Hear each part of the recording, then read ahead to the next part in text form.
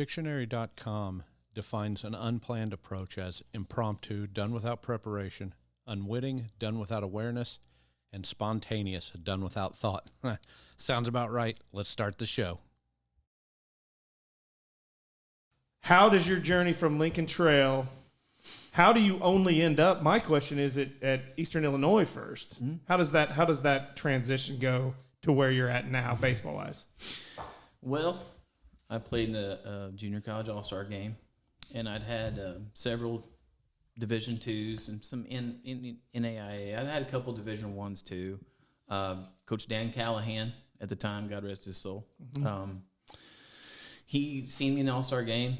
I was MVP of the all-star game. Of course you were. And he said, "Hey, where are you going?" And I said, "Well, I really like Valdosta State. Big time division. That's big time division too. They beat Florida last year. I like Coach Meyer at the time. He was down there.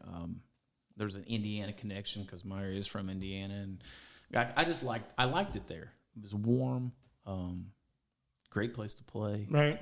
And national champions, right? And I just fell in love with Coach Callahan. I did have a girlfriend at the time that went to Eastern Illinois, so that probably played a little bit to play in there. Hit the crickets. Hit the crickets, child. But we're taking a break.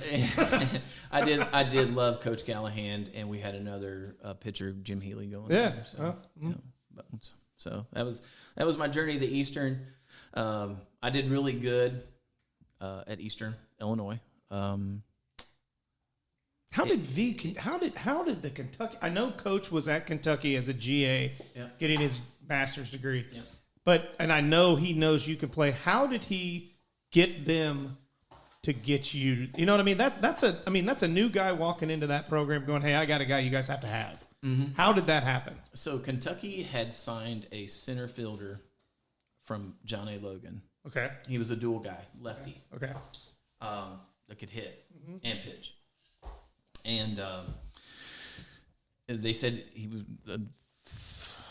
Atlanta. I believe Atlanta drafted him, draft and follow at the time. Right. And they had like a 75% in him because they planned on him pitching and hitting. Right. And I'm not going to sign. And in July, he signs. Okay. And I'm playing in the Wooden Bat League. So now that frees up a scholarship. They have a freshman shortstop coming in. They're going to move the shortstop to third base. So they need a hitter. Right. So, I'll play right field in the SEC. Did you play right in the SEC? Yeah, I started playing right field in the SEC until about 6 games into it. And they moved the third baseman, which was Chip Ray. They moved him to right field and me to third base. It always goes. You know? You know what's funny? You talk about, hitting determines everything. I tell my kids that all the time. Yeah. I'm like, you hit, you play. That's the bottom line, guys. They'll find a spot for you. And, as little kids, everybody always wants to play first base, right? I want to play first. That's where all the action is. I have said it since my kids were knee-high. Guys, the worst defensive player on the team plays first base. I go, one of my little shits said to me, "Dad, didn't you play first base?" And I said, "I can hit." You see where I'm going with this? I couldn't feel the lick. And Coach Castranik used to call me Ron Hextall, the goalie. He's like, "Jesus Christ, you play this like a goalie over here." Down on my knees, blocking balls up. If you came to watch somebody play, you're like, has that kid ever played defense over there? But like I told him, like I told my kids, like I tell kids to this day, I said, if you can hit, they'll find it out. Yeah, they will. Absolutely. They will. They have to. Well, so V takes that job where he's at now, right, at the high school. Mm-hmm. So 2 years ago, before he took that, this is his second year, my nephew's a sophomore. And they play their opening game. My nephew's playing first base. And I call him, we talk after the game, and I said, "Hey, how'd it go? Did you play?" And he's like, "No." He said, "They started so-and-so, in front of me." And my brother had called me before. And I said, "Oh, yeah, how'd he do?" And he said, "Well, they DH'd for him." I said, whoa. They DH'd for the first baseman? And he goes, "Yeah." Most people don't understand why that's so stupid, right? And I'm like, how good of a defensive first baseman is? What's he doing? You're not a super impact player as a defensive first baseman. You're really not doing anything. And I remember V was at one of the games I was at because he was in between Wilmington and I was like, hey, coach, have you ever heard of anybody, any circumstance DHing for the first baseman? And he goes, no, what? I said, okay. I just wanted to make sure that I hadn't missed something. You know? I follow baseball pretty much. I'm like, okay, we're good. We're on the same page. Well, he ends up taking over for that coach that was that way. So I said, he gets the job, and I said, so we're not going to be DHing for first baseman? He goes, get out of here with that. Yeah. No, we're not going to be doing that. Yeah. So you get moved to third. He goes to right. I mean, so you did well, obviously, there. Were you really all first team? I was SEC tournament. God damn, I didn't know that. That is big, man. You're better than I thought you were. We put that was the year Warren Morris hit the walk-off home run in the College World Series to win it. Mm-hmm. Warren Morris broke his hand like his glove hand. He was second baseman. Was that LSU? LSU. I got a great story about that. And he so they had to put him in the tournament because of defensive purposes, right? Well, they were just going to put him in for defensive purposes to get through. We'll end up tying the score. Right. So he had to hit. Right. So now he has to come up, and everybody's like, right, bring it in because he can't swing the bat. So what's he do? Bunts right to me, throw him out, game over. But, yeah, and then 3 weeks later, I'm pretty sure he's the only one on the LSU team that didn't hit a home run. Fact. And you can fact check it. But, yeah, he hits the biggest home run. So this may be the guy. I was at a pharmaceutical meeting years ago, and I get talking to another rep from somewhere, and we get talking, and baseball comes up. And I don't know if it was him or not, but it was so significant because I was like, yeah, man, I played. And he's like, I said, where'd you play? You know, I always say that first in case they played somewhere huge, and I didn't. Yeah. Like, oh. He said, I played at LSU. I'm like, really? You played at LSU? And of course, I'm just like, holy shit, this guy played at LSU. You know, that's where I always wanted to play. That's where I always wanted to be there. And we get talking, and he walks away, and I start talking to somebody that knows him. They're like, you know who that is, right? And I'm like, no. And they say, that's him. Warren Morris. And I said, whoa. That's the dude that hit the bomb to win it all? And he goes, well, yeah. I'm like, shit, man. Oh, yeah. I mean, now do I go back to him? Hey, man, can you tell me all about that? Get out of here. Yes. What are you, a groupie? I could be. Maybe. I'd love to be. So that's congratulations, man. I did not know that. So when you're done, were there any looks? Anything? I had several looks. I didn't get to play my last collegiate game. During the SEC tournament, it was we had at Birmingham, the Barons Park. We were in a rain delay, right? So it was real wet. It was dirt. So that game, there was a ground ball hit against, I believe we're playing Auburn. We eliminated Auburn. We eliminated LSU. So we would have had to play Alabama. Yeah, we had to play Alabama, and I dove down the line, and when I dove, I just went over. I stuck. Right. So my back was just, I couldn't play. Right. So we couldn't play the championship game against all. I could not play. Oh, that sucks. So we had to put a freshman in there, you know, and it kind of got away from us pitching-wise too. Right. But, yeah, so I had a couple looks. I couldn't go to any tryouts because of my back. Oh, that sucks. Yeah. I mean, I couldn't even tie my shoe, to be honest with you. Sucks. So I hobble around Bloomfield, and there's an old guy that's actually he's a massage therapist that says, hey, I'll fix that back if you teach my grandson how to hit. You're like, but I'm only 23. I want to say, boy, I'm sorry, but yeah, I've been to all over specialists here in this back. Right. Kentucky flew me to Birmingham to look at my back. Right. And he goes, yeah, I'll fix it for you. So as the summer goes on, weeks become a month, I thought, got to give this a shot. All right.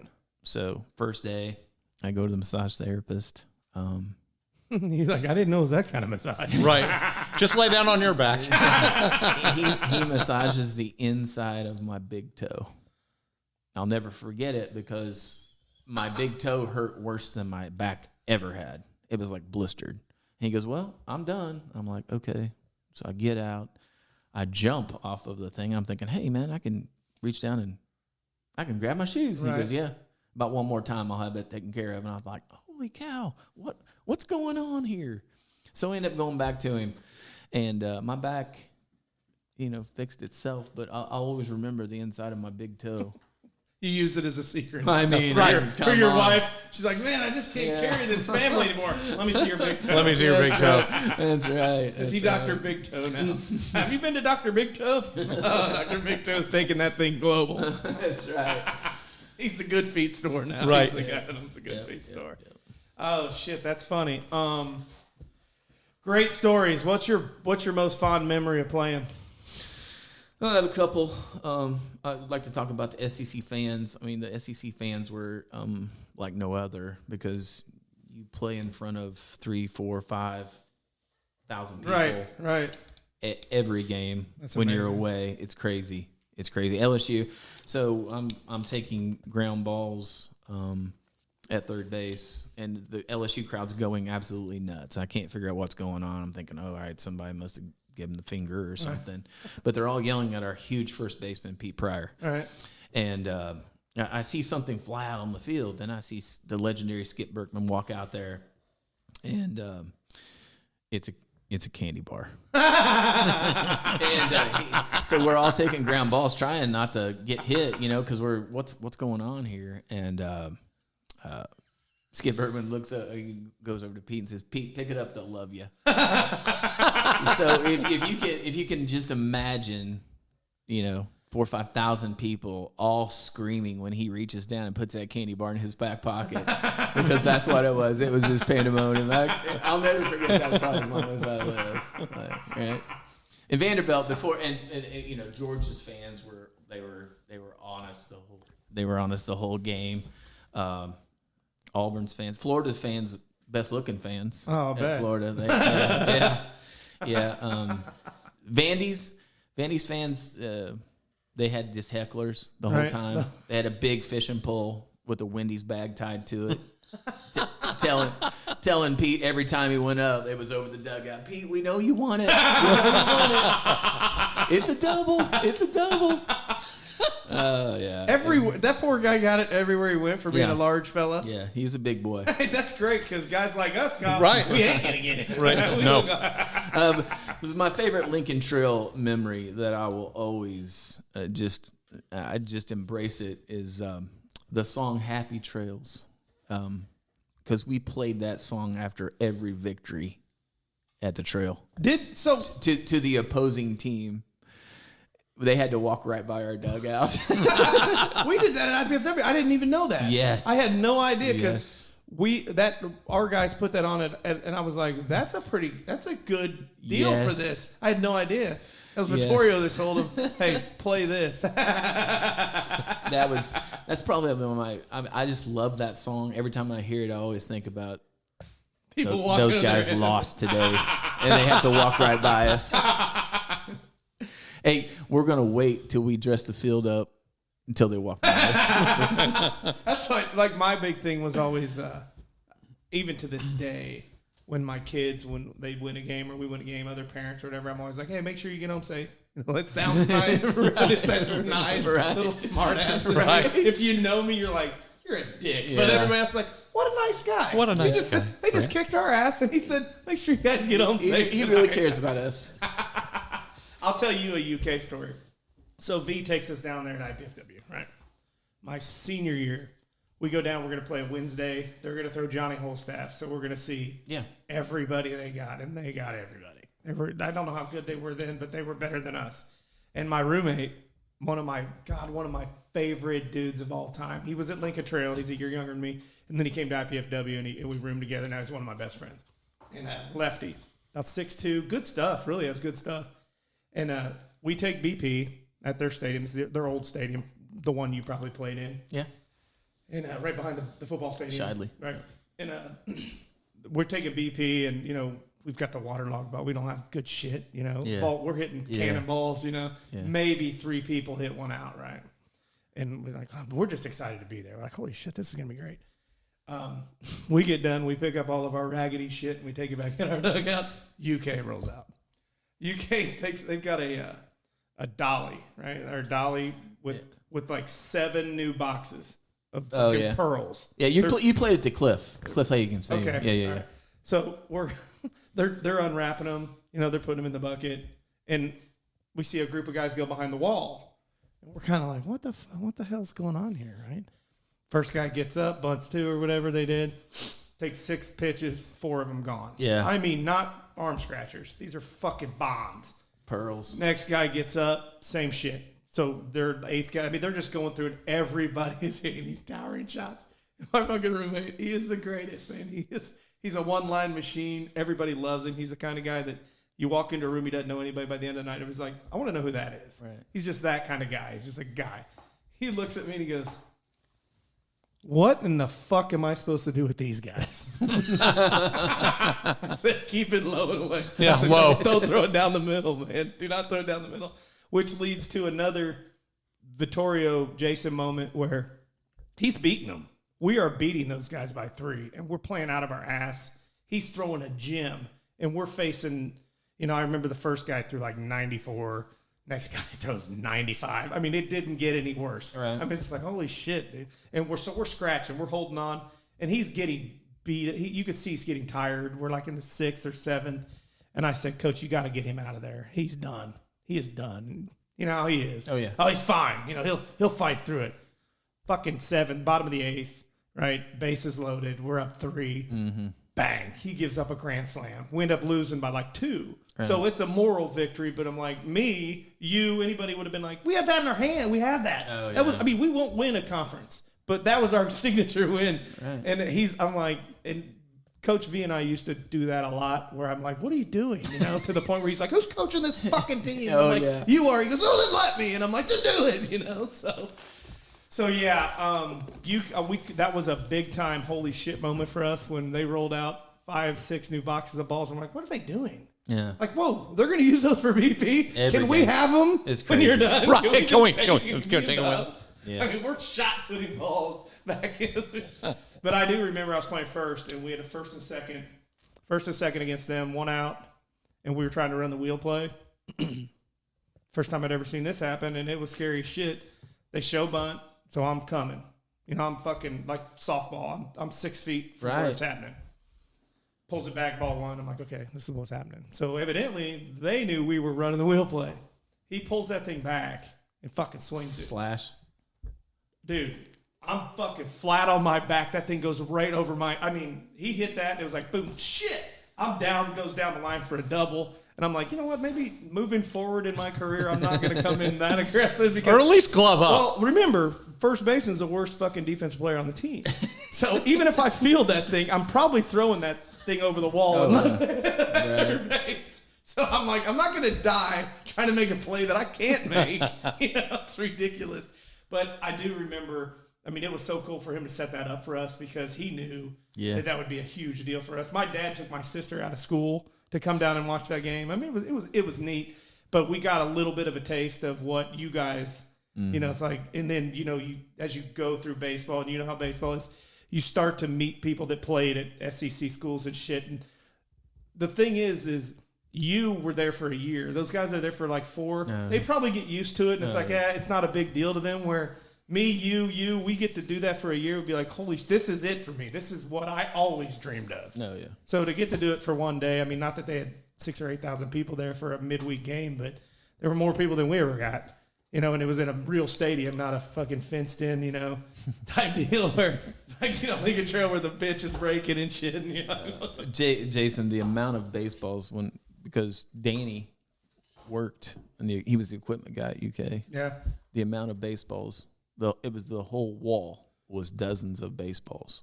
And at the end was the SEC printed baseballs that you had to use during the SEC Really? games. So it was 4 dozen baseball unwrapped every game for brand new. But the equipment, what got me the most was when you walk down and there's all these Louisville Slugger bats brand new, from 32 to 34 and a half, right?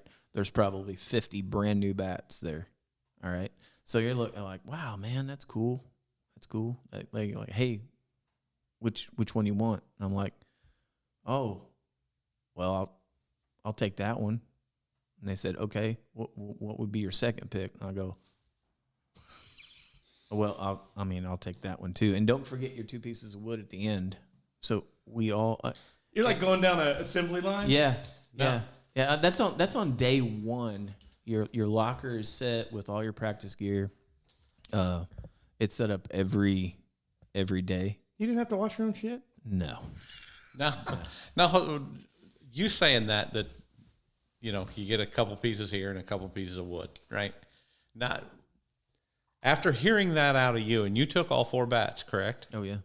Now Dude, he and I have had in Lincoln Trail. He took all 4. Well, but he and I have had a couple conversations. How many bats do you have? Smart ass.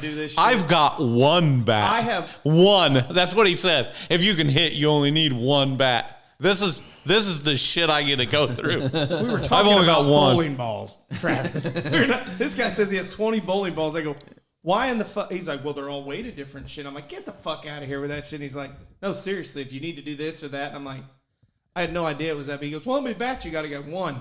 He goes, oh, bullshit. How many did you have in college? I said, 1. I have 1 bat. Right. So he's a whole different level than us. We like, hey, yeah, I could have this bat and this bat. If That'd be somebody awesome. was giving them and to I'll me, carry I'd take around. them. Jerk store. Right. Well, I don't know. If you can hit, you only need 1. So, funny story, because Rob's going to listen to this, and we bagged on Rob last night. Rob's a bat whore. He is, Yeah, he's a bat whore. Yeah, he's got every piece of wood. He's got a couple pieces of wood that I gave him from some big leaguers. I told him it was his. That was cracked.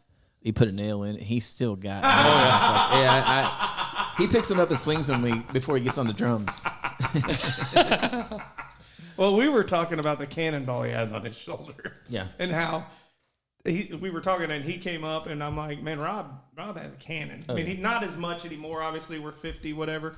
But, I mean, back in that, I said, Rob, I said, now think about this. You better have a cannon to put a cannonball on your arm. Because if you don't, you're just a douchebag. I'll tell quick story about him is that I'm playing third, Lincoln Trail. He's playing right field. And we competed at third base. Okay. Yeah, we competed against each other. It's just that he has a better arm. Right. I mean, he's like a 5'6" arm. Right. And so they put him in right field. We're playing Olney Central. And there's a kid at second base. And base hit, right field. And Robbie throws this kid out. And there's no way he should have thrown him out. But it was on a line. And we're all celebrating. And Robbie's out there. Got his finger in the air like, he's still out there. We're all running off the field. And he's like, did everyone just see that? We're all off the field, and he's still out there. He got his legs crossed in the outfield, standing there. Who's next? Yeah, who's next? Did everyone see that? Trying to pull the sleeves off his jersey. Yeah. Everybody it's like he said, shame on you for even trying that. He comes in the dugout like this, and everybody's like, act like you fucking been there, bro. I know. We all expect that out of you. Yeah. Right.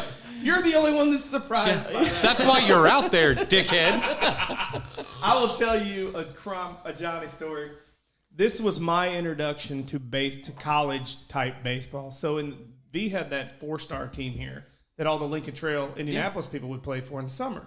Well, on that team were Ruxer, Cromwell, Vinny. Vinny wasn't there, Stool wasn't there. But there were a bunch of dudes on there that I was going to end up going and playing with. Well, so a little more intense, obviously, from high school. And I remember my introduction to the intensity and I slide into third. And I wasn't a hot-headed guy, but I slid in and I got raked, right? Guy, glove on the ground, comes right up my face. Oh, yeah. And I get up, and I'm pissed. And the funny thing is Ruxer's dad and my dad are coaching that team, right? So all they're hearing is, fuck this, fuck all this bullshit. And I'm like, Dad, how are you okay with that? He goes, you're all adults now. What are we going to say? So my dad, to be cool, started chewing and dropping F-bombs. You fucking pussy's going to play like this like he's a real manager. I'm like, You're just kind of babysitting, and Ruxer's dad's kind of keeping the book. I mean, you guys are you're the GMs. Oh yeah. Right? This is like a circus. You're the ringmaster. So I slide in, and guy rakes me, and I'm a little pissed off. I've never been kind of that pissed off. And this was a good team. They were talking shit, and I pop up and fucking kind of toss my helmet, and I'm F-bombing and shit, and I'm walking back, and as I'm walking back, Johnny is like 6 feet outside the dugout going, "Get him, Jaffe, let's go! Oh, and I'm yeah. like, what? He's like, "Man, that fucking, come on." And I'm like, holy shit, he wants me to start a brawl. Right.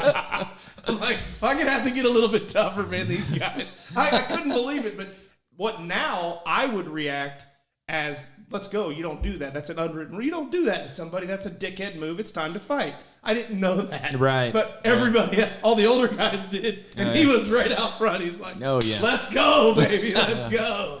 Finally. You'll learn, kid. You'll learn. I got a similar story. We were playing Rake, and it was my freshman year. I hit a double down the line, and I slide in, and I noticed the second baseman.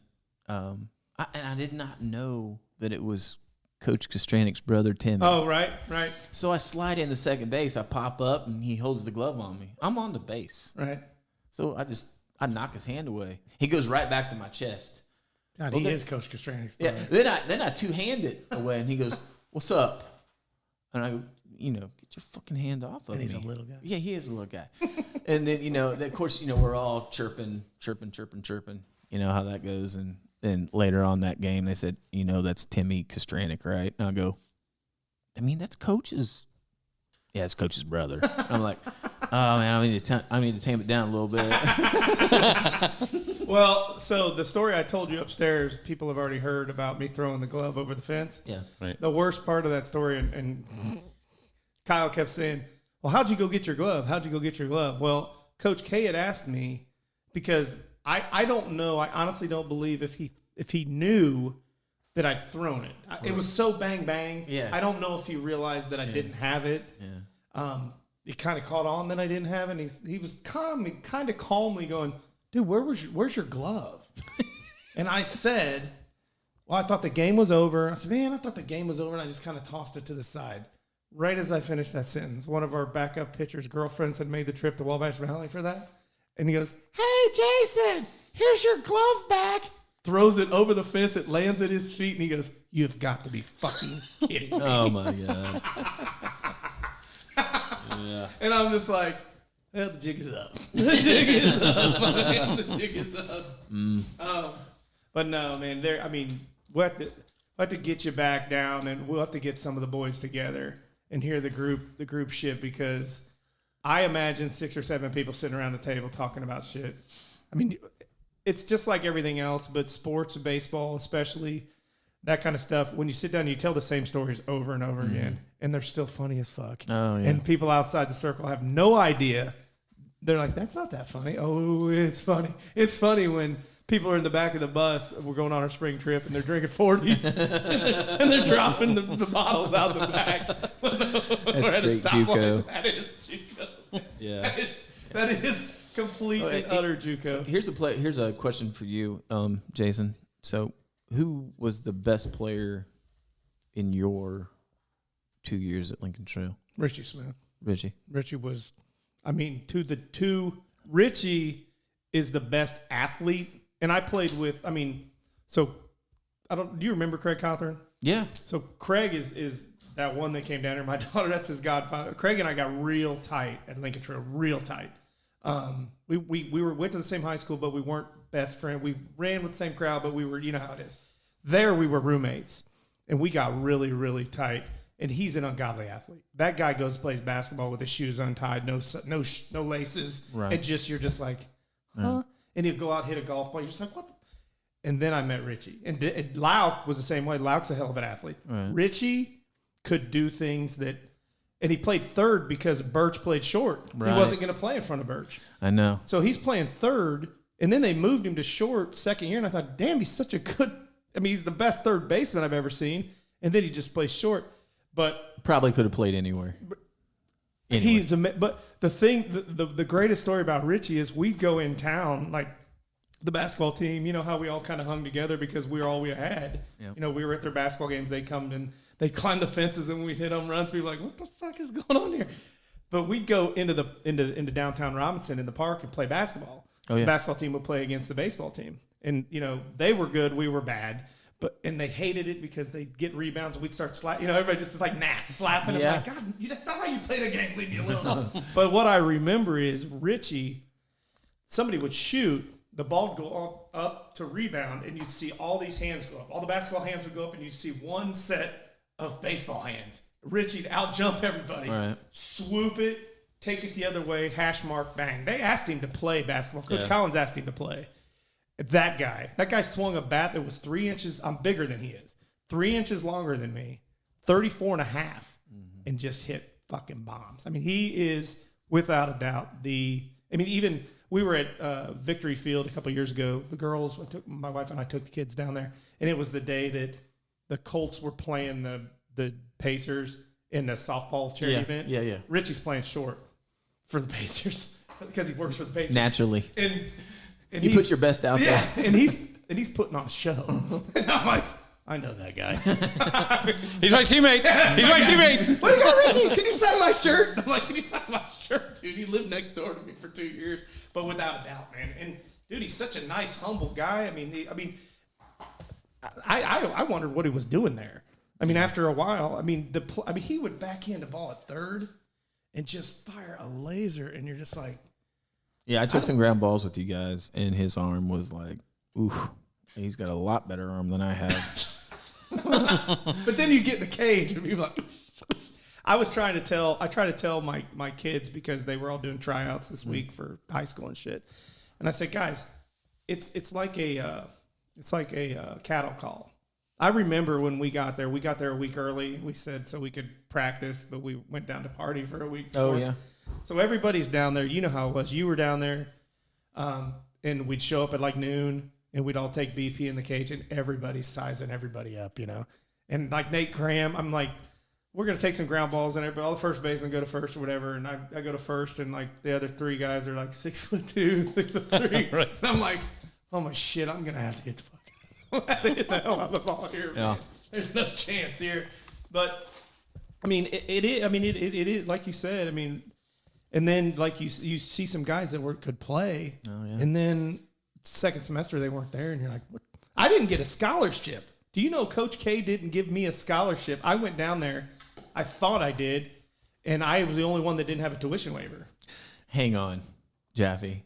I signed at Lincoln Trail for no scholarship. Me too. So after the fall season, I said, hey, there's a lot of people quitting. I said, if we get to the second year, I want to, you know, can you? He goes, oh, well, yeah, let me look into that. So second semester, I got it in the next year. But I'm like, we've had 15 people quit. 2 of them are some guys were from far enough away. I knew they had the waivers. Yeah. And I'm like, this is kind of bullshit. Oh, Coach V tried to do that to me too. Yeah, Coach V signed me for no scholarship. A week later, Olney gave me the house. Right. And I said, I've already signed with Lincoln Trail. And he goes, what? How much they offer you? I said, well, Coach Conley, I signed there for nothing, just an opportunity to play. But I will say later on that summer, playing for the Indiana Express, Coach Vittorio gave me a scholarship. Figured it out? Yeah.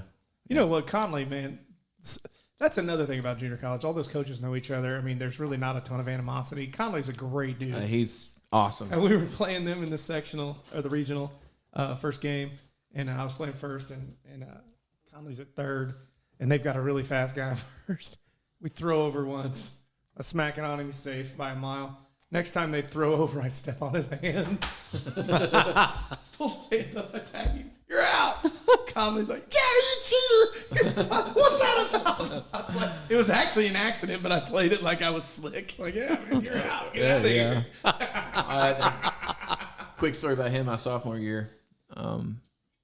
We were playing Olney Central, and it was going to be us or Olney come out of that division.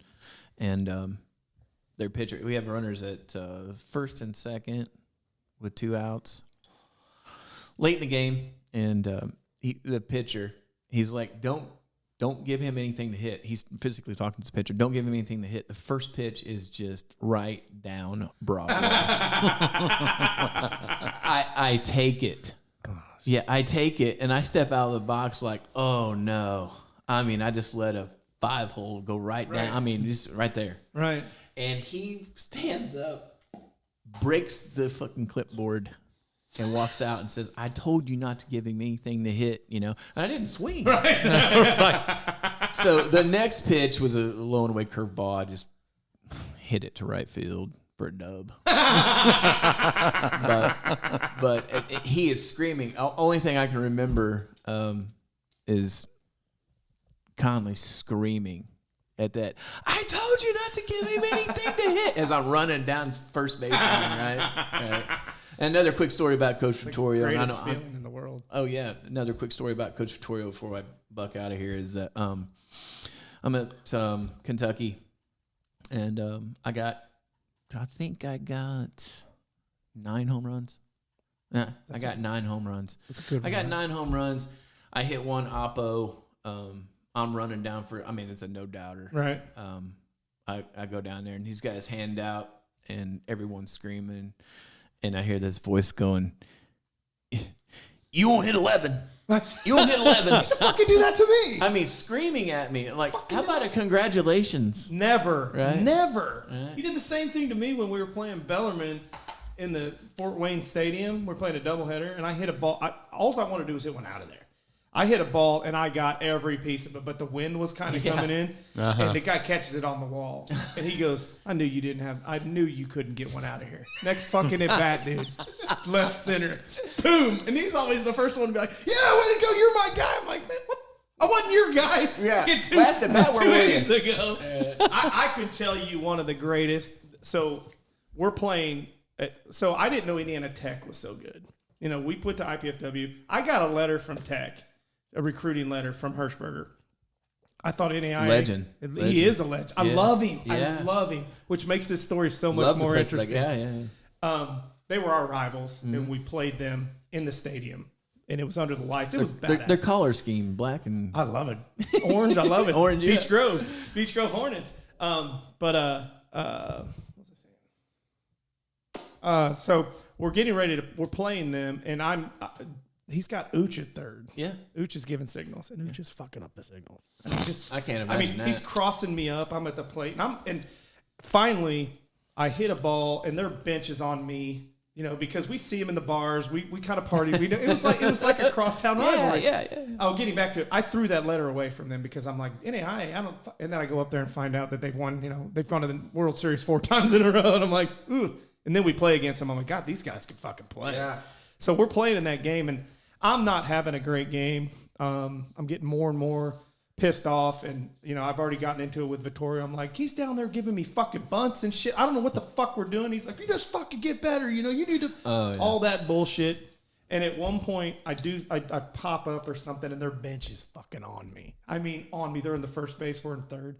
I'm running down to first, and they're, you fat ass, all this bullshit. And I'm pissed. I get back to the dugout. I go to first, and they're still kind of jawing. And Hirschberger's at third base, and the inning ends. I come across and I meet him halfway. And you got to understand, Hirschberger, I love. Our relationship was fantastic. I love the way he talked. Just a respect, just a respect. That we had. He knew where I was on our team, and he had a couple guys that Vittorio loved too. I mean, it was just one of those things. And as we're walking by, I said, you know what? I expect that shit out of your team, but not you, you fat ass. And he goes, why don't you shut the fuck? He jaws. Oh yeah, hell yeah. Vittorio's at the top of the fucking bench, right? He's at the top of the dugout. Eyes up, back like a rooster ready to fuck. He goes, what did he say to you? What did he say to you? And I tell him, he goes, hey, Hirschberger, you don't fucking talk to my players. You don't fucking talk to my players. Yeah. Well, they've got a little guy. They had a little assistant. Somebody from their dugout yells, hey. Oh, somebody says, why don't you shut up? And Vittorio yells, it was a little guy, and Vittorio yells at him, hey, why don't you drink some milk? And this is going back and forth. Well, he had a talk show on the public access channel, Vittorio did. Somebody from their dugout yells, why don't you go start a talk show? And it just gets Our bench is dying at this point. Oh, I bet. I mean, it was, and then we ended up going extra innings. It was a perfect game for a rivalry game. We beat him at the end.